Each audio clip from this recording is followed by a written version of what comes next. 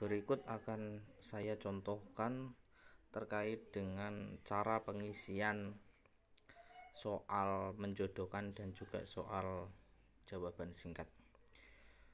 Pertama, setelah kita login, kita pilih mata pelajaran yang diujikan, lalu klik masuk, lalu kita klik mulai.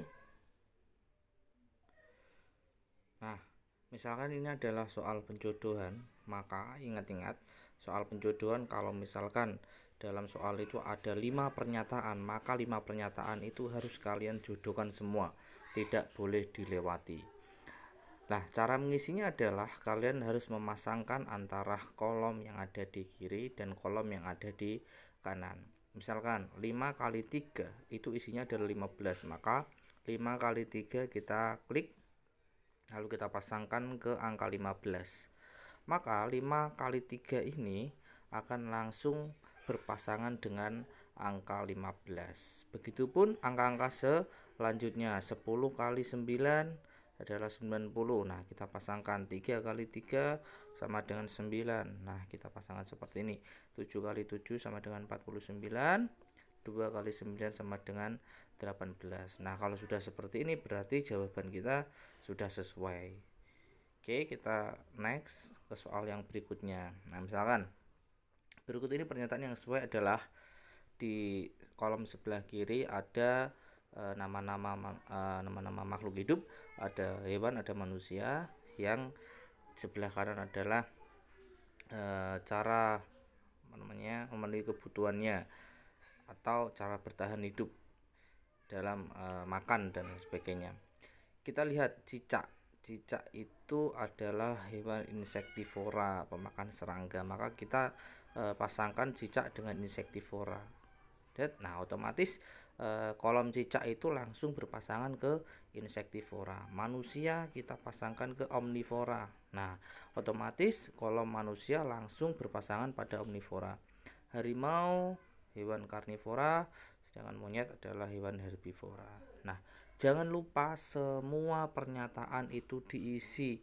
Kalau misalkan kalian sudah mengisi cicak ke insektivora dan yang lainnya ke otomatis sudah berpasangan, jangan lupa dipastikan untuk mengeklik ulang ya. Diklik ulang seperti ini untuk memastikan jawabanmu itu tersimpan. Nah, kayak gitu ya anak. Oke, berikutnya soal yang isian singkat atau jawaban singkat. Hewan yang bisa hidup di darat maupun di laut, jawabannya adalah amfibi.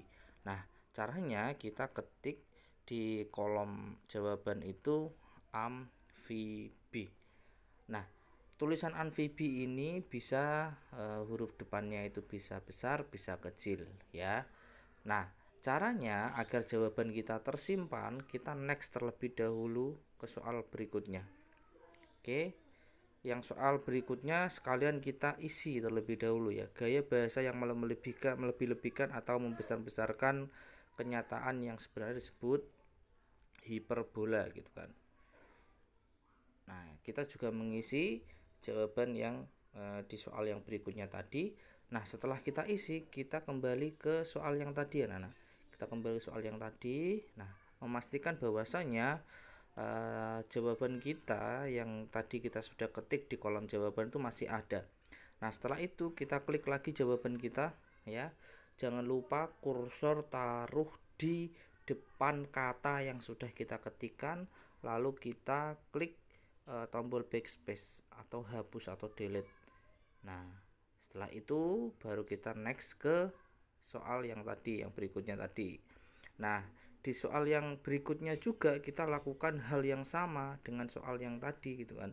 Hiperbola kita klik, jangan lupa kursornya kita taruh di depan kata hiperbola, lalu kita klik backspace atau kita klik hapus. Setelah itu baru kita selesaikan. Oke, berarti kita sudah selesai. Selamat mencoba, semoga sukses ujiannya besok. Terima kasih.